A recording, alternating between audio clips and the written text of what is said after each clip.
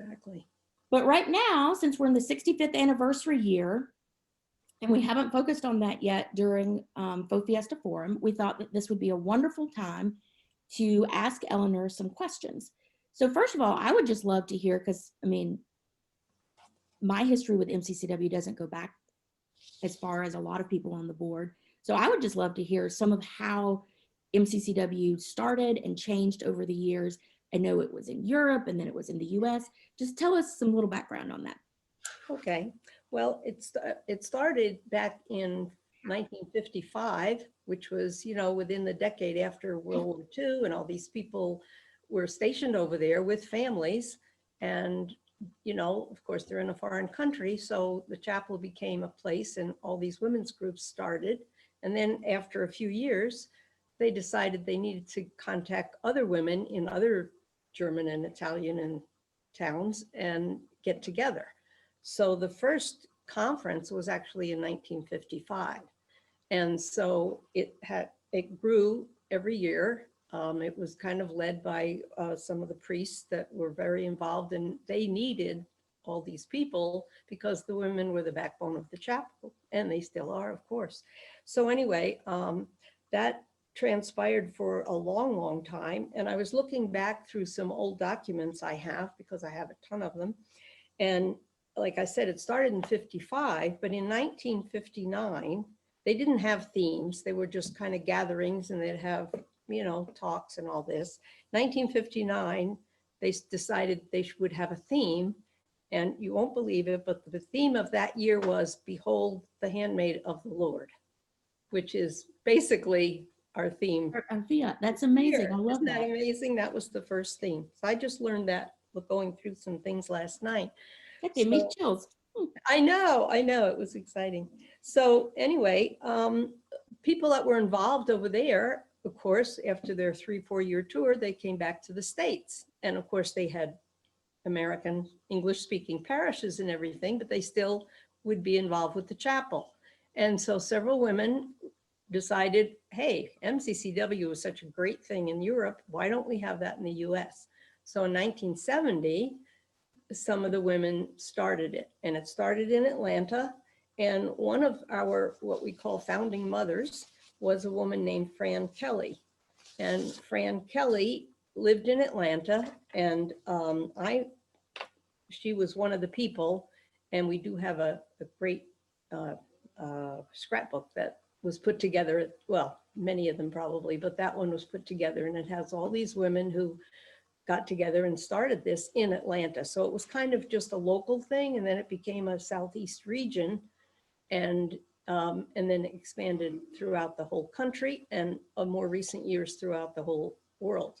So anyway, Fran passed away apparently in 2013. I think the last time I spoke with her was maybe a year or two before that, and at that point she had turned 90, or was about to turn 90. But she was the institutional memory. She just knew all this stuff. And a lot of the things I got from her son after she passed away.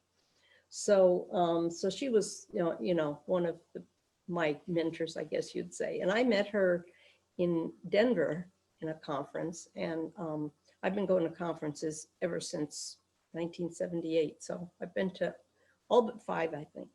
And now I'm going to miss this year, but I'm here. So anyway, one of the things that I wanted to show is that it grew in Europe bigger and bigger and bigger. So the US version was never as big at the time because it started later, and people had their own local parishes, and they weren't as dependent on it as we were in Europe. So my whole beginning experience was in Europe.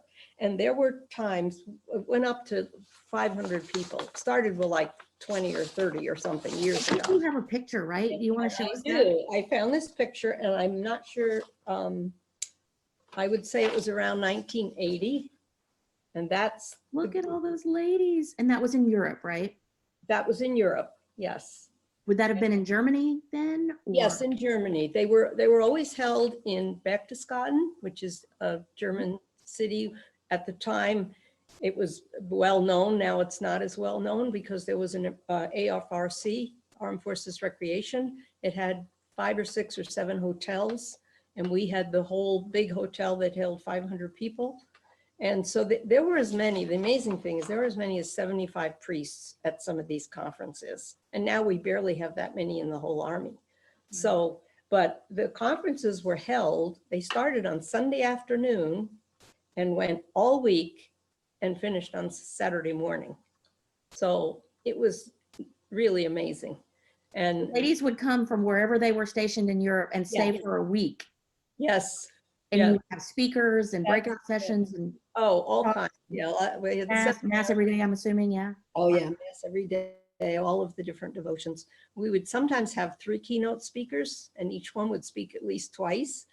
And that was the major things. Then there were all the minor seminars and panels and, you know, everything else. So That's my amazing. first experience, I knew nothing about it. And my pastor asked if I would go to this thing. And I thought, sure, why not? And so he didn't get me on to go until I think like Tuesday.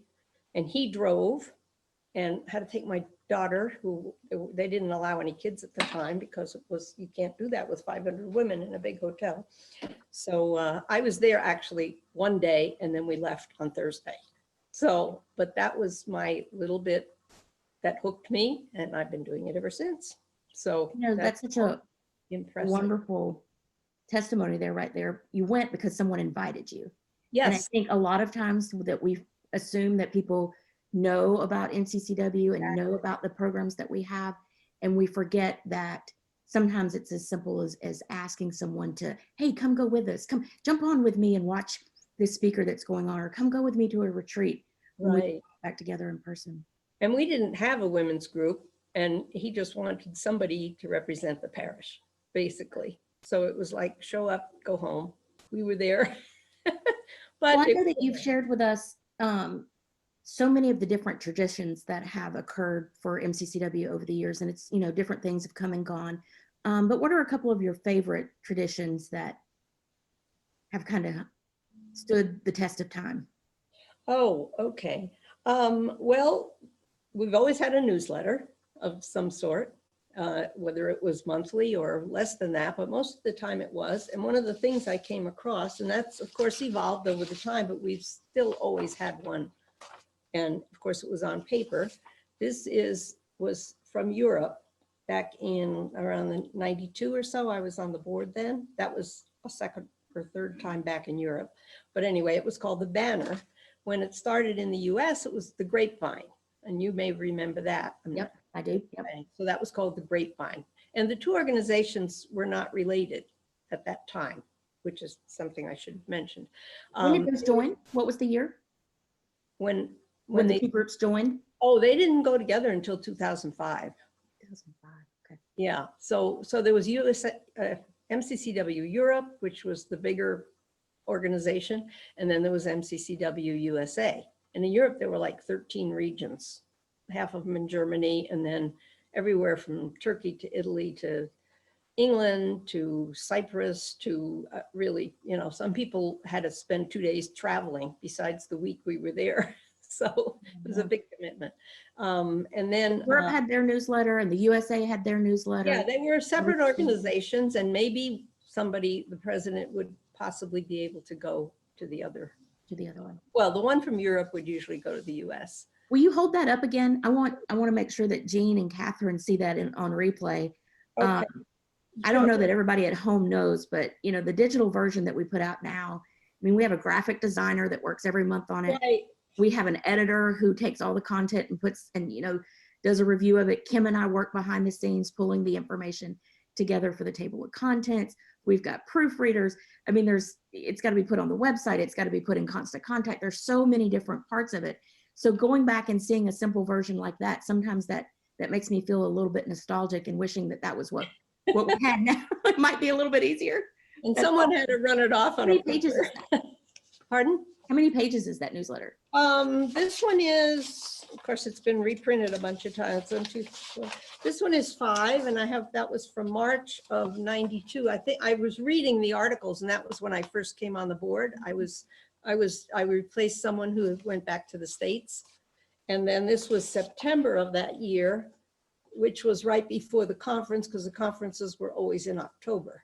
I recognize that clip art of the quill and The quill, the president, the ink. Yeah, I recognize that. That's how old I am, that all that clip art from the early 90s makes sense to me. right? And this is the logo. Yeah. The logo was, that was it at the time. It's changed. And you had pins for most of those logos, right? Pardon me? The pins with all the different logos. Yes, Yeah, yes. I've This seen pin that. is gold, and the one I have was actually made in Stuttgart. It says Stuttgart on the back, and it's really pretty because it's all gold. And then they didn't start the blue until we merged with Europe, because Europe had changed to a different logo, a blue one with the dove. US still had this one. So when they merged the US and Europe, they came up with a new logo because they didn't want to use either of them because they Right. wanted to show that unity. So they took the blue with the dove and the gold and kind of put it all together. Well, that's awesome. Let's talk about the blessing song, because I know that we will have a special recording of the blessing song that'll be shared towards the end of Faux Fiesta Forum. But tell us about that song a little bit, and then I'm going to tie that in with our auction. Okay, that'd be great. Yes, I came across a print of that too. Lots of things. You have so much cool stuff, Eleanor. I love it. This is just a little, anyway, this is the first time I ever heard of it. We were stationed at Carlisle Barracks. So that was maybe 86 or 7. So it was after I'd come back to the US. So I'm not really sure the origins of it, but it's just a very pretty little song. And the idea is that you have two groups. It could be two sides of the church, or it could be the board and the rest of the group, or it could be however you want to divide it up. And one side sings it to the other as a blessing.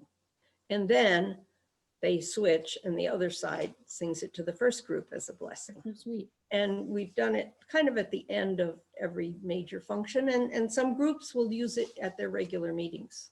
So it serves kind of as the benediction for the event. Kind of, yeah, yeah. What a wonderful way. Nice. So it was kind of funny when we were talking about the name for the seminarian scholarship auction for our co-sponsored seminarians. I didn't know that history at all. I haven't been to an in-person forum. So yep. So I didn't have any clue about that. And I just threw out the name because we were kind of going with that Western San Antonio Fiesta vibe. So we've been talking about boots, and I just threw out the name Boots and Blessings, not even understanding like that connotation from the blessing song. And of course, Kim jumped on it, and Denise immediately, they were like, oh, that's it.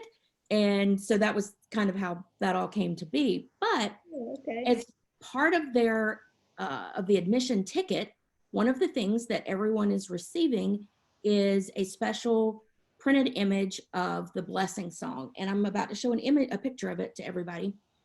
And we've been getting questions and fielding them. I know Denise messaged me this morning and she said, Bevan, people are asking, how do they get the blessing song printable? So I think we've decided that what we're gonna do to make sure that we are able to guarantee the image quality for everyone is that we're actually gonna print this out. We're not gonna frame it, you have to do that yourself.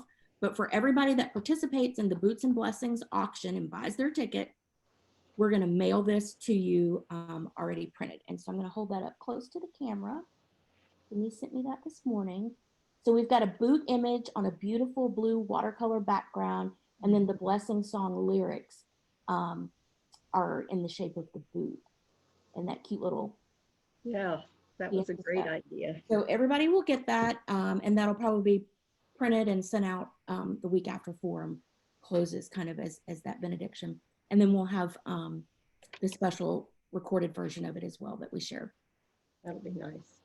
So I think that is all of our big announcements that we needed for housekeeping this morning, making sure people know to tune in for the Angelus at noon in just about half an hour, and also to come back at 3 p.m. for a major auction update.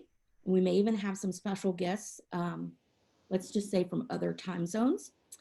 And we thank Eleanor for sharing some of her history of MCCW as we continue to celebrate our 65th anniversary this year. Thank you for jumping on Facebook for the very first time. I've got one other thing. Oh, show us what you got. Okay. In the box of things I got from my mentor, Fran Kelly, was this guest book. And I didn't even remember that it existed, but my name is in it, so I guess I did. But Oh. it was started in 1975, and it was at every conference or forum, and everyone signed in. So there's Look at that, like an actual old-fashioned guest book. names, addresses, yes. Everything. You know, it's nice to be signed in online and all that, but looking through this and seeing, oh yeah, I was there, and look at so-and-so, and this one has name, address, and what base you were from. So there's priests in here. There's some of the bishops that were priests at the time. Their names are in here. There's, of course, many that have passed away, but they kept this up until 2000. And I don't know where it, you know, what happened to it then. But when we were planning this forum, we had kind of decided that it was time to start this up again, even though we had a 20-year gap. 2020 would be the time that we would start it up and fill in a lot of these blank pages. Well, that's wonderful. We can look forward to starting that tradition again in 2022, when we hopefully are able to get back together again for forum in person the way it was intended. And I did almost just say the location. So Allie saved us all some heartache there, and I didn't get myself in trouble because it just almost came out of my mouth. Okay, so I think that wraps it up for this morning. Thank you for everybody that joined in to watch with us live. If you're watching on replay, be sure to drop us a comment about your thoughts and what you heard in the history and traditions of MCCW.